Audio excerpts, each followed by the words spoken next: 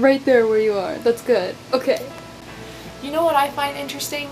It's amazing how two countries that share the same border can be so different, specifically when it comes to education.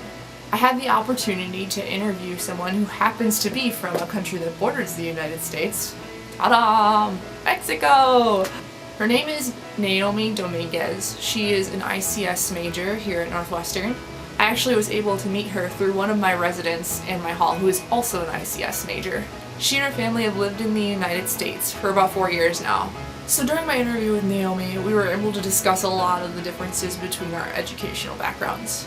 The difference that stood out to me can be summed up with one word: respect. But before I move on, let's have a quick overview of the education in Mexico.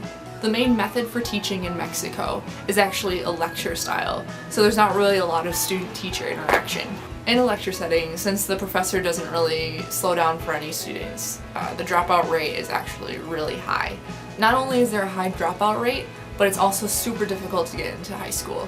You actually have to take a test in order to get into a high school, kind of like, I guess, taking the ACT to get into college here. Education is really difficult to come by and really hard to achieve in Mexico. The teachers are actually very well respected. So coming back to that word, respect.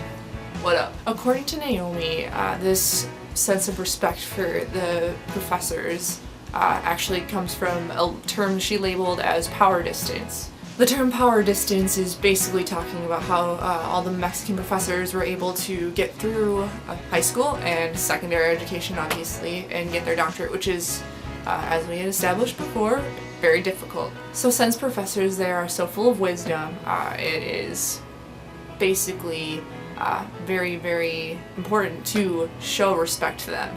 So looking back on the interview as a whole, I learned two important things. The first thing I learned was to be aware of my need to show respect to my professors.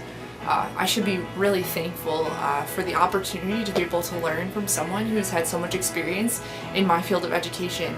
I know I've taken it for granted, and I know a lot of other people have through texting in class, through going on Facebook in class, all of those things. We should be able to use the time that we have with them and be able to learn a lot from it.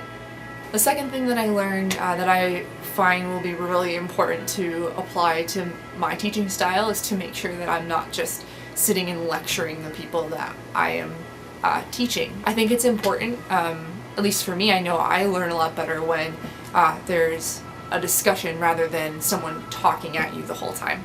In a discussion, it's more of a free flow. People are actually able to talk about things they want to, but it is also really important for the teacher to be able to steer a conversation and understand what questions to ask or what statements to say in order to make the conversation go in the direction that you intended it to go to. So there you have it, folks. This is Haley Moore speaking, and you just became a little more educated, and I will see you in class.